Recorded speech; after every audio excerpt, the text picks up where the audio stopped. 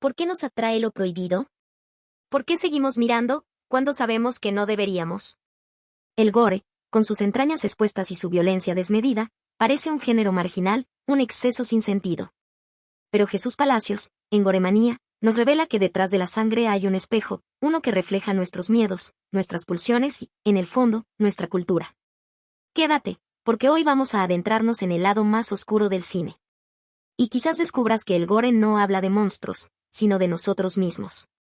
Para narrar esta obra y facilitar su análisis de manera clara y ordenada, hemos dividido el libro Goremanía de Jesús Palacios en secciones temáticas principales. Aunque este libro no siempre sigue una estructura lineal de relato, ya que combina historia, crítica y guía cinematográfica, esta división ha sido elaborada especialmente para nuestro canal Voces Literarias, con el fin de acompañar la escucha y ofrecer una guía narrativa que facilite la comprensión del recorrido.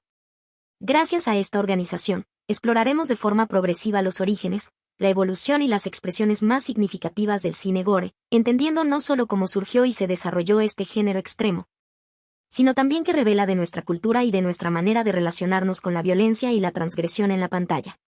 Esta estructura temática busca resaltar los momentos clave del libro, sus mensajes centrales y la mirada crítica de su autor, enriqueciendo así tanto la experiencia de escucha como su análisis posterior, y permitiendo al oyente sumergirse en el universo del cine gore de forma clara, fluida y reflexiva.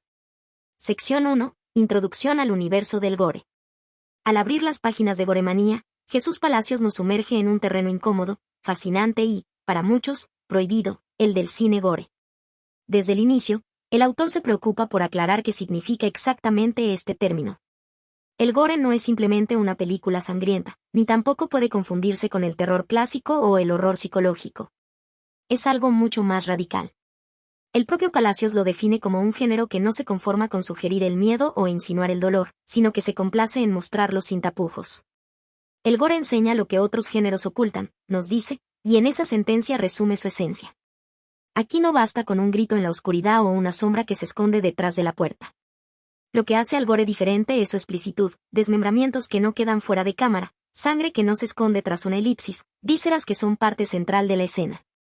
Mientras que el terror puede jugar con lo invisible y el suspense con lo inesperado, el gore se instala en lo tangible, en lo físico, en lo que provoca repulsión inmediata. Palacios establece una diferencia clara entre términos que a menudo se confunden. El terror busca que el espectador se identifique con la víctima, sufra con ella la angustia de lo desconocido. El horror apela a lo metafísico, a la confrontación con lo imposible o lo sobrenatural. La ultraviolencia, en cambio, puede existir sin necesidad de sangre ni de cuerpos mutilados, como ocurre en ciertas películas de acción donde el golpe, la tortura o la destrucción son el centro. El gore, sin embargo, se define por su voluntad de mostrar lo crudo y lo visceral. Si no hay cuerpo desgarrado, no hay gore, advierte el autor, marcando con precisión la frontera. Para entender este impulso, Palacios nos recuerda que no surge de la nada en el siglo XX. Sus raíces están mucho más atrás, en la tradición cultural y artística de la humanidad. Desde los sacrificios rituales descritos en mitologías antiguas hasta las representaciones gráficas de martirios religiosos en la pintura medieval. El gusto por lo sangriento ha estado presente en nuestra forma de narrar el mundo. Basta pensar en los grabados de Goya o en ciertas esculturas barrocas que no tuvieron miedo de mostrar vísceras, huesos y cuerpos desgarrados. Con la llegada del cine, este impulso encontró un nuevo medio. Ya en los primeros años del cine mudo hubo imágenes que escandalizaron a los públicos de la época.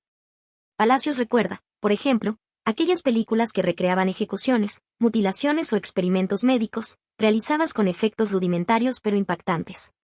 Lo que hoy podría parecernos casi ingenuo, en su momento fue motivo de censura y rechazo. Eran los primeros pasos de una estética que más tarde se convertiría en un género propio. En esta primera sección, el autor no solo nos introduce en el concepto, sino también en su proyecto narrativo. Goremanía no pretende ser un tratado académico, sino una guía apasionada y exhaustiva. Su objetivo es llevarnos de la mano por un viaje que combina historia, crítica y catálogo. Nos advierte que a lo largo del recorrido encontraremos nombres de directores que se atrevieron a romper las normas, películas que fueron prohibidas o veneradas en festivales underground, y reflexiones sobre por qué los seres humanos seguimos fascinados por la representación explícita del dolor. Palacios deja claro que hablar de gore es hablar también de estética y de moral. No es solo un asunto de efectos especiales, sino de lo que estos efectos dicen de nosotros como sociedad. Al exponer las entrañas en pantalla, se nos invita a mirar de frente aquello que solemos esconder bajo alfombras culturales, la fragilidad del cuerpo, la violencia como espectáculo, el límite entre lo soportable y lo intolerable. Y quizás, como sugiere en estas páginas iniciales, lo que convierte al gore en un género único no es únicamente lo que muestra, sino la pregunta incómoda que deja: ¿por qué queremos verlo?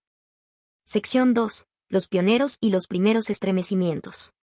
Después de aclarar qué es el gore y en qué se diferencia de otros géneros, Jesús Palacios nos lleva hacia los orígenes de este estilo extremo en el cine. Nos encontramos en una época en la que las imágenes en movimiento todavía estaban descubriendo sus posibilidades, pero incluso allí, entre cámaras rudimentarias y pantallas de cine mudo, comenzaron a aparecer destellos de lo que más tarde sería considerado puro gore.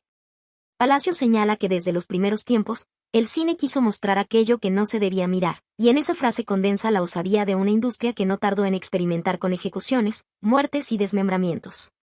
Eran efectos artesanales, a veces incluso ingenuos, pero que lograban perturbar al público de entonces. Bastaba con una cabeza falsa cortada en primer plano, o un maniquí que sustituía a un cuerpo en el momento del golpe, para generar escándalo.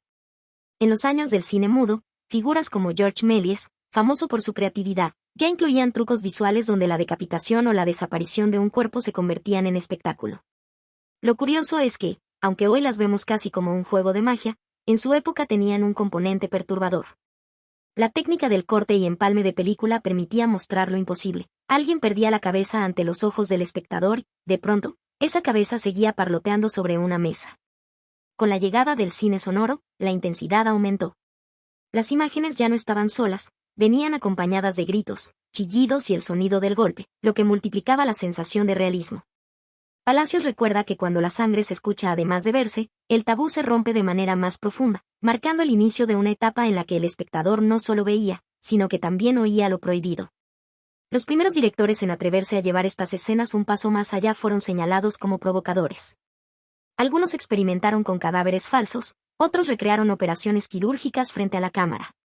Eran imágenes incómodas, a veces insertadas en documentales médicos, otras en películas de ficción, pero todas tenían un denominador común: traspasaban lo que se consideraba aceptable. La sociedad no quedó indiferente.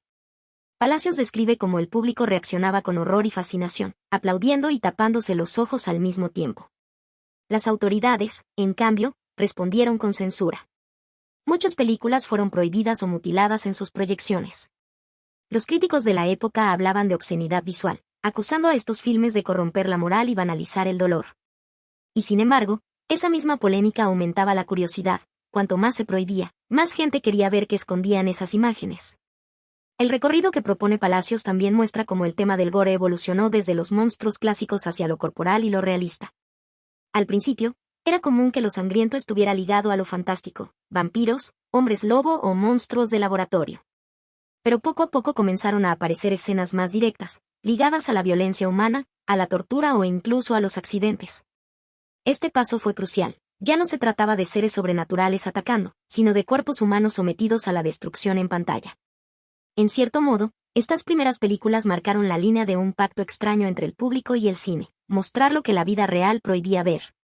Como señala Palacios, el gore nació en el cruce entre lo imposible de mirar y lo irresistible de observar. Esa tensión, que escandalizó a los primeros espectadores, se convirtió en la semilla de un género que con los años se volvería más sofisticado, más explícito y también más polémico. Mirando hacia atrás, resulta casi inevitable reflexionar sobre el contraste entre esas técnicas primitivas y lo que hoy nos parece normal en pantalla. Lo que antes provocaba desmayos en la sala, hoy puede parecernos incluso inocente. Y sin embargo, fue allí, en esos primeros cortes falsos, en esos efectos de sangre pintada, donde comenzó a latir la verdadera maquinaria del gore. Sección 3. Auge y diversificación del gore.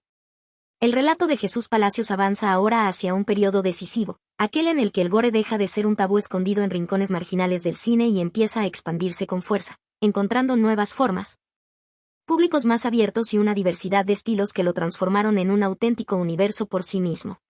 Las décadas de los 60, 70 y 80 se convirtieron en la gran cantera de este fenómeno. Palacios señala que el cine descubrió que la sangre podía ser tan rentable como el amor o la comedia, y es así como el gore comenzó a ganar espacio. Primero en circuitos de medianas producciones y luego en festivales de culto.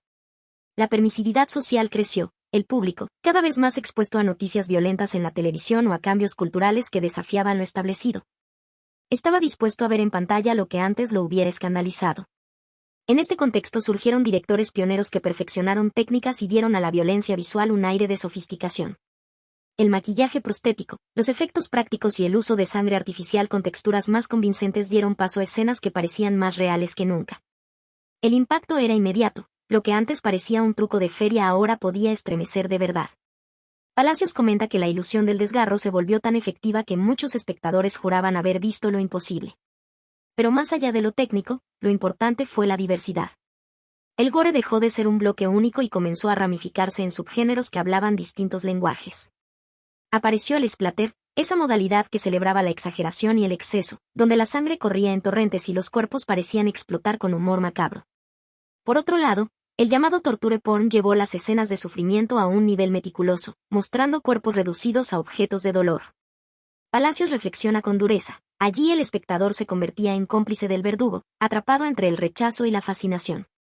También se dio espacio al horror corporal, donde la propia carne se volvía territorio de lo monstruoso, explorando mutaciones, deformaciones y transformaciones que evocaban más miedo que la sangre misma. El gore psicológico buscó en cambio adentrarse en la mente, no tanto en lo que se mostraba, sino en la tensión de lo que se insinuaba antes del estallido. Y entre tantas sombras, incluso hubo espacio para lo grotesco con humor, el gore cómico y el gore surrealista, donde lo absurdo se mezclaba con lo sangriento y lo volvía casi parodia. Esta variedad demostró que no se trataba solo de escandalizar, sino de experimentar con formas narrativas diferentes. La expansión fue también geográfica. En Estados Unidos, el gore encontró un terreno fértil gracias a una industria más osada, pero en Europa tomó formas distintas, mientras en Italia se mezclaba con el giallo y el cine erótico. En Alemania se experimentaba con lo explícito bajo la etiqueta de cine prohibido. Japón, por su parte, llevó la estética gore hacia un surrealismo perturbador, combinando tradiciones culturales de lo grotesco con un gusto por la exageración visual. Palacios observa, cada país moldeó la sangre a su manera, según sus miedos, sus fantasmas y su moral. En medio de esta diversidad también surgió una tensión inevitable, lo realista contra lo estilizado. Algunos cineastas buscaban una precisión casi quirúrgica, intentando que cada corte y cada herida parecieran sacados de un informe forense. Otros, en cambio, apostaban por lo excesivo, por colores imposibles y escenarios donde la sangre se convertía en símbolo más que en carne. Con la llegada de los primeros efectos digitales en los años 80, esta discusión se intensificó. Lo digital ofrecía posibilidades, pero muchos espectadores seguían confiando más en el impacto de lo artesanal, el maquillaje prostético, la prótesis mal cerrada, la textura falsa de la sangre. Todo ello transmitía un efecto tangible que la pantalla digital todavía no alcanzaba. Lo fascinante de esta etapa es que, al diversificarse, el gore dejó de ser un género marginal para convertirse en un espejo múltiple de la sociedad. Podía ser sátira, podía ser terror puro, podía ser exploración filosófica del cuerpo o simple carnaval de sangre. Y en ese abanico, el espectador encontró lo que buscaba, una experiencia que rompía límites. Como resume Palacios, cuando la sangre dejó de ser límite, el cine ganó un nuevo lenguaje para hablar de lo prohibido. Esta diversificación no solo marcó al cine, sino que abrió la puerta a toda una cultura visual, influenciando cómics, literatura e incluso expresiones artísticas que, en paralelo, también se atrevían a explorar lo macabro. Y aunque muchos críticos siguieron acusando al gore de ser un espectáculo vulgar, lo cierto es que en estas décadas quedó claro que el género no era un simple exceso. Era un laboratorio creativo que aún tenía mucho por mostrar. Sección 4. Bandas sonoras, estética y narrativa. Jesús Palacios abre esta parte con una afirmación tajante. El gore no se limita a mostrar sangre, sino que construye un universo sensorial completo. A partir de aquí, nos invita a recorrer cómo la estética, el sonido y la narrativa se convierten en pilares que hacen que una escena gore sea inolvidable o, al contrario, caiga en lo vulgar. Lo primero que aborda es la estética visual. La iluminación y el color, dice, son tan importantes como el maquillaje prostético. En los 70, muchos directores se apoyaron en luces rojizas, contrastes duros y sombras marcadas que daban a la sangre un brillo casi hipnótico. En otras ocasiones, se usaban paletas frías, casi clínicas, para acentuar lo aséptico y brutal de una operación o mutilación. El encuadre y el ángulo de cámara también fueron decisivos. Un plano cenital podía mostrar la víctima reducida a simple objeto, mientras un primer plano, en cambio, obligaba al espectador a enfrentarse al detalle de la herida.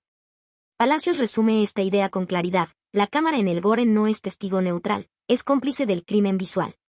La edición y el ritmo también entran en juego. Los cortes rápidos intensifican el caos y la confusión, mientras que las tomas largas, en las que la cámara no aparta la mirada, producen incomodidad y desasosiego.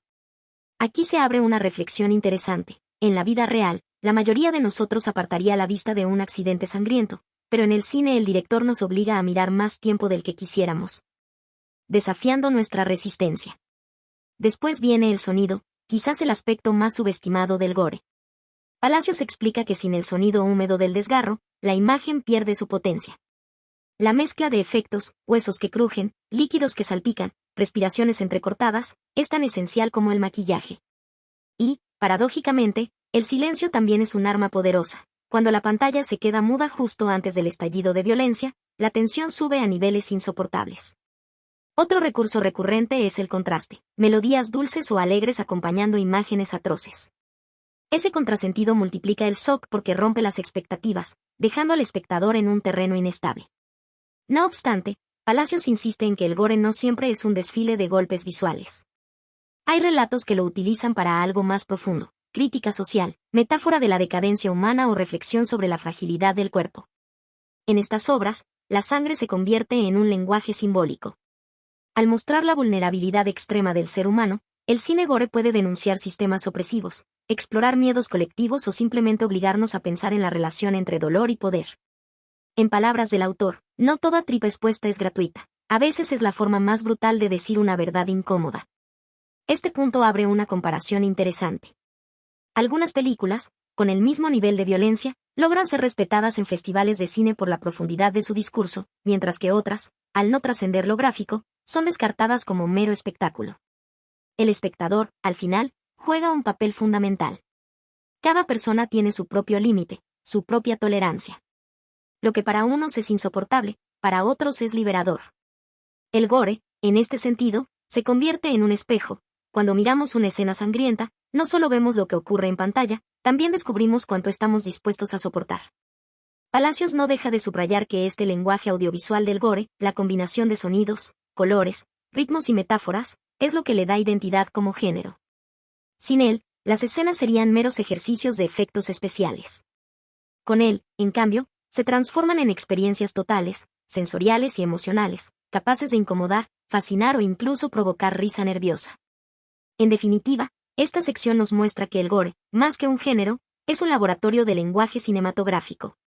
Sus recursos estéticos y sonoros son el andamiaje que sostiene lo visual, y es allí, en esa combinación de belleza y horror, donde reside su verdadero poder narrativo. Sección 5. Crisis, censura y controversias. Jesús Palacios inicia esta sección con un recordatorio inquietante. El gore siempre ha estado en la frontera entre fascinación y repulsión. A partir de esta premisa, nos guía por un recorrido histórico de episodios en los que la violencia explícita del género chocó con normas morales, legales y culturales, generando censura y controversia. El primer punto que aborda son los casos de censura más emblemáticos. Películas que hoy se consideran clásicos del género fueron prohibidas o severamente recortadas para poder estrenarse. Palacios menciona como en los años 60 y 70, títulos europeos y estadounidenses sufrieron cortes importantes. Escenas de mutilación, tortura o desmembramiento fueron eliminadas, a veces dejando la narrativa fragmentada, y en ocasiones, se exigió a los directores reemplazar la sangre realista por efectos más suaves. Algunas cintas llegaron a perder casi 20 minutos de metraje, apunta el autor, subrayando cómo estas modificaciones alteraban la intención artística original. Este fenómeno no se limitó a un solo país. Desde Reino Unido hasta Japón, las legislaciones locales influyeron decisivamente en qué se podía mostrar en pantalla y cómo. Palacios no deja de lado las controversias éticas. Un tema recurrente fue la representación de violencia sexual o física realista. Mientras algunos cineastas defendían su obra como un reflejo de la condición humana y una exploración de los miedos colectivos, críticos y censores argumentaban que muchas escenas rozaban la explotación y la trivialización del sufrimiento. La línea entre arte y morbo es más fina de lo que parece, comenta el autor, invitando al lector a reflexionar sobre los límites del impacto visual frente a la responsabilidad artística. En algunos casos extremos, películas enteras fueron consideradas ilegales, y directores llegaron a ser investigados por presuntos delitos de obscenidad.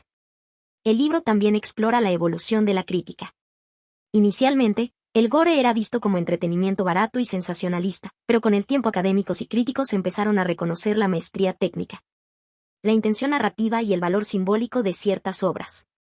Palacios señala como la legitimación del género no fue inmediata. Lo que ayer era repulsivo, hoy puede ser estudiado en seminarios de cine y apreciado como lenguaje audiovisual. La aceptación, aclara, estuvo vinculada al contexto cultural, al cambio de sensibilidad del público y al surgimiento de festivales especializados donde el gore se analizaba más allá de la simple reacción emocional.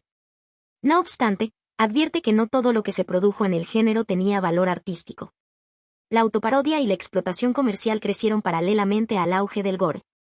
Productores y directores a menudo priorizaban el choque sensacionalista sobre la coherencia narrativa o la calidad técnica, generando películas con escenas gratuitas de violencia únicamente para atraer público.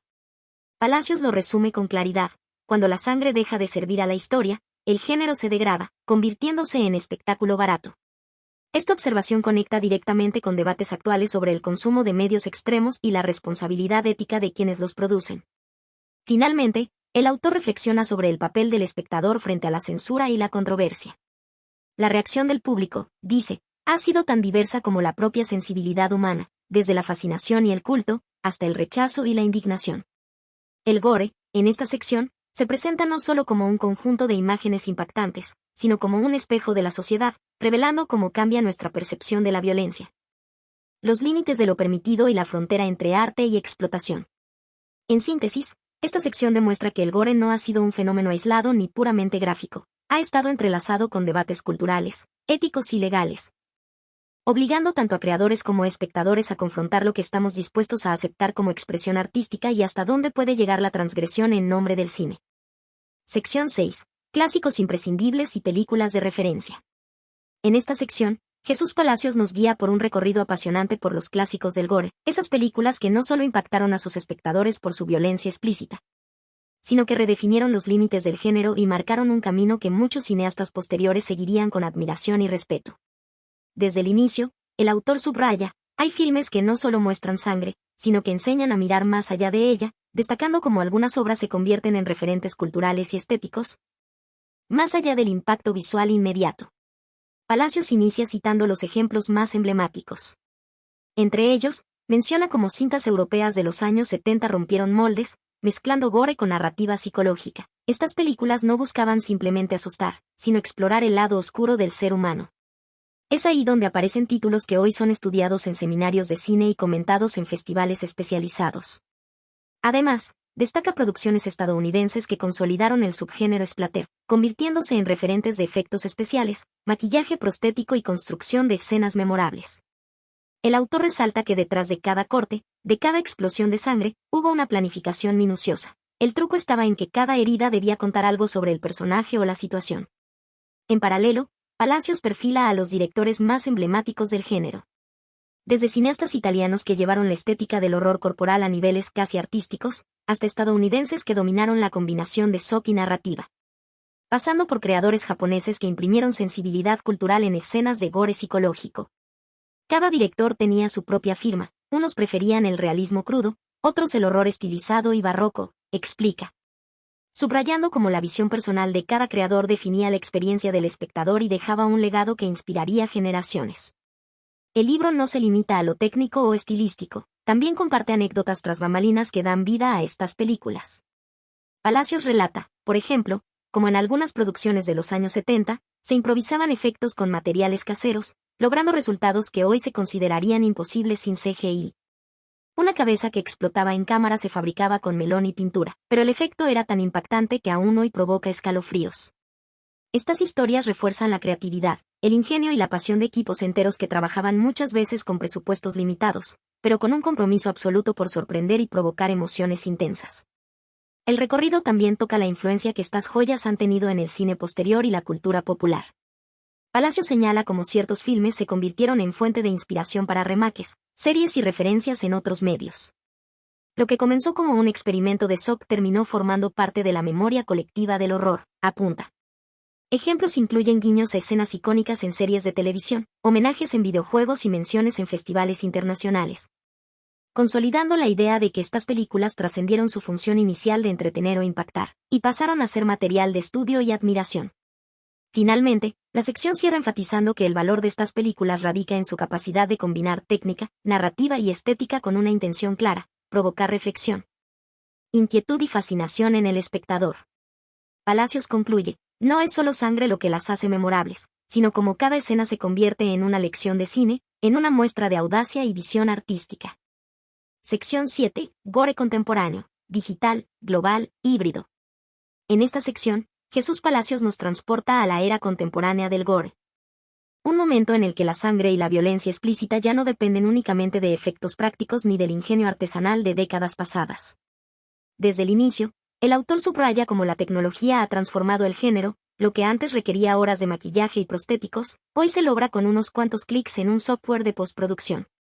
La irrupción del CGI, los efectos digitales y la edición avanzada permiten que los realizadores exploren nuevas formas de horror, con escenas más elaboradas, realistas y a la vez más económicas de producir. Palacios describe cómo esta revolución tecnológica no solo amplía la capacidad visual, sino que también democratiza la producción. Pequeños estudios independientes, cineastas emergentes y creadores de plataformas digitales pueden generar gore sofisticados sin depender de presupuestos millonarios. Internet y el streaming cambiaron las reglas. Ahora un corto experimental con escenas de horror extremo puede llegar a millones en horas, comenta. Resaltando la velocidad con que los contenidos circulan y la diversidad de públicos que pueden acceder a ellos. El libro también explora cómo estas nuevas herramientas permiten la fusión del gore con otros géneros.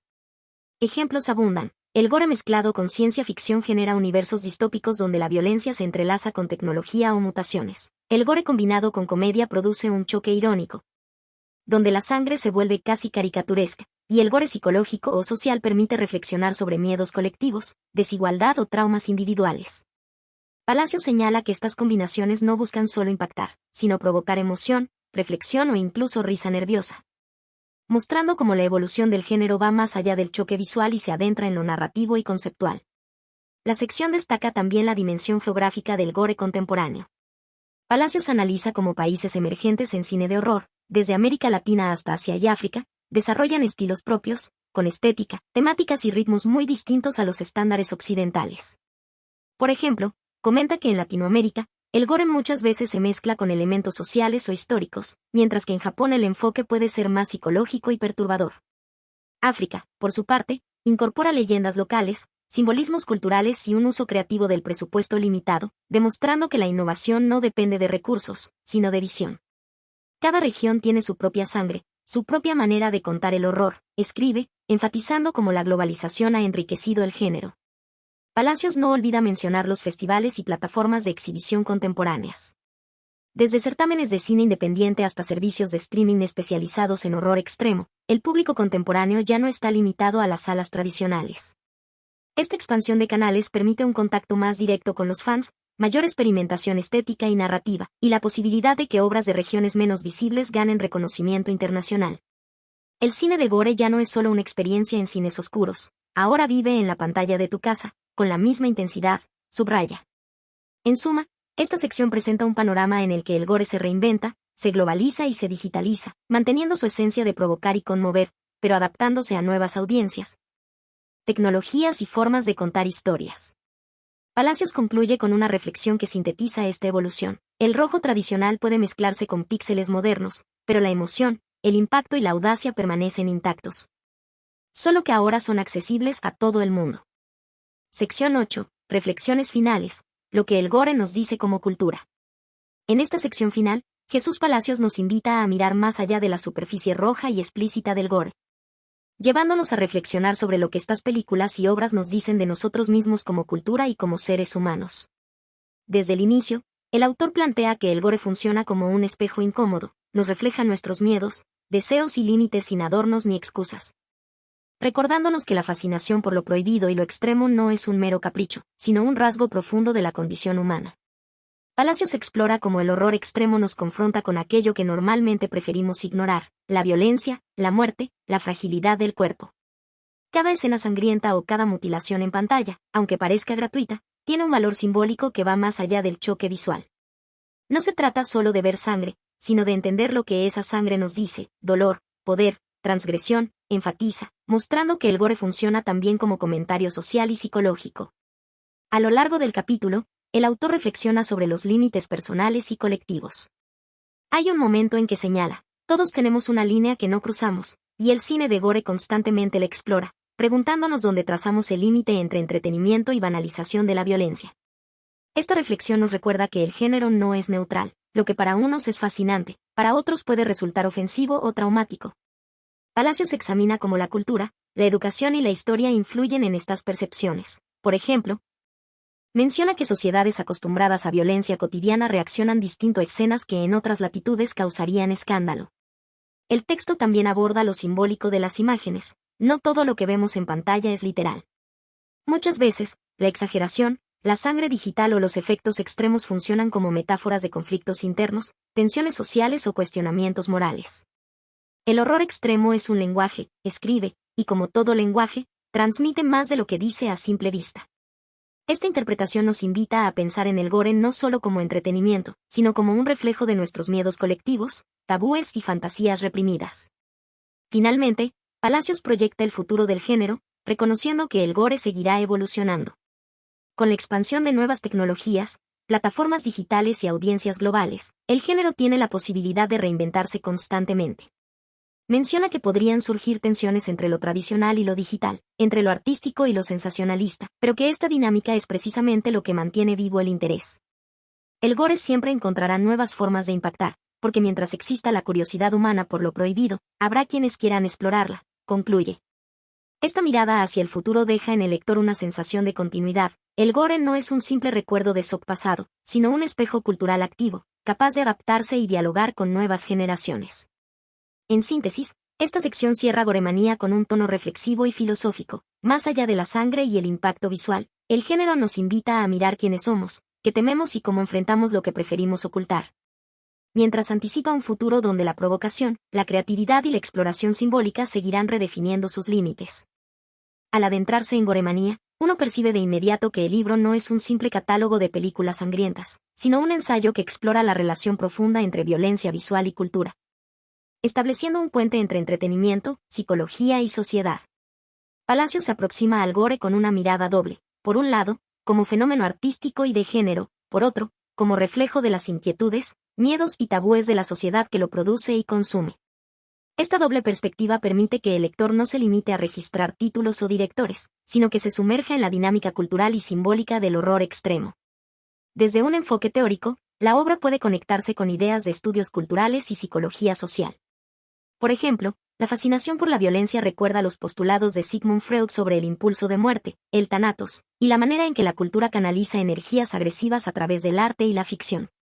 Al mismo tiempo, teorías contemporáneas sobre el entretenimiento y el trauma, como las de Jeffrey Goldstein, sugieren que consumir violencia en forma segura, a través de películas, videojuegos o literatura, permite procesar ansiedad y confrontar miedos de manera controlada. Palacios parece compartir esta interpretación implícita al subrayar que el gore funciona como un espejo incómodo que refleja lo que preferimos ocultar. El contexto histórico en el que se publicó el libro es clave para entender su recepción. Salido en un momento en que el cine gore había alcanzado una expansión global, con la digitalización y la proliferación de festivales especializados, Goremanía capturó la atención de lectores interesados en cine extremo, coleccionistas y académicos curiosos por los límites de la representación. La obra se distingue por su rigor documental y su narrativa amena, lo que permitió que fuera accesible tanto a especialistas como a un público general. Mientras algunos críticos celebraron la manera en que Palacios contextualiza cada película y director, otros debatieron sobre si el libro, al detallar escenas de extrema violencia, podía resultar sensacionalista o incluso perturbador para lectores no preparados. Esta dualidad refleja exactamente la tensión central del género, la línea entre análisis e impacto emocional. Comparativamente, Goremanía dialoga con otros libros de cine de horror, como los ensayos de David Kerekes y David Slater sobre películas extremas europeas, o Men, Women, and Chainsabs de Carol Clover, que analiza la violencia en el cine de terror desde una perspectiva de género.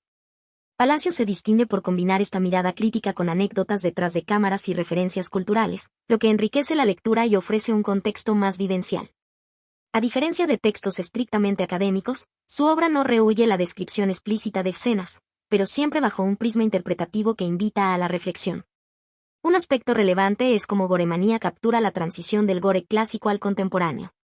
Mientras se inicia con un recorrido por las películas imprescindibles y directores emblemáticos, el libro también analiza la era digital y la globalización del género, mostrando cómo la tecnología, el acceso a plataformas de streaming y la fusión con otros géneros generan nuevas formas de expresión. Esto refleja la realidad de una sociedad cada vez más conectada, donde los límites de la representación y la censura se desplazan constantemente, y donde el consumo de violencia visual está mediado por la experiencia digital. Finalmente, el libro funciona como un registro cultural. Documenta no solo películas y autores, sino también debates sobre moralidad, ética y estética. Plantea preguntas sobre la relación entre entretenimiento y transgresión, sobre lo que la sociedad tolera y lo que rechaza, y sobre la capacidad del cine extremo de provocar reflexión, catarsis o, en ocasiones, banalización. Esta riqueza interpretativa es lo que ha asegurado que Goremanía siga siendo relevante, no solo como guía para amantes del gore, sino como un espejo de la cultura contemporánea que lo genera y consume. Goremanía no se limita al cine. Palacios nos obliga a mirar más allá. ¿Qué diferencia hay entre una película gore y las imágenes de guerra en la televisión? ¿Entre un asesinato ficticio y la violencia real que consumimos diariamente en los medios? Tal vez el gore nos incomoda, porque desnuda la hipocresía cultural. Condenamos la ficción sangrienta, pero aceptamos la violencia real como parte del espectáculo cotidiano. Goremanía no es un libro solo para fanáticos del cine extremo. Es una radiografía de nuestra obsesión con lo prohibido, lo grotesco, lo que nos recuerda que la vida siempre roza la muerte. La pregunta no es por qué existe el gore, sino por qué seguimos mirándolo. Si este análisis te hizo reflexionar, compártelo. Y cuéntame en los comentarios. ¿Crees que el gore es un género necesario o solo una provocación? Suscríbete para más viajes al corazón de la literatura oscura y el cine que desafía los límites.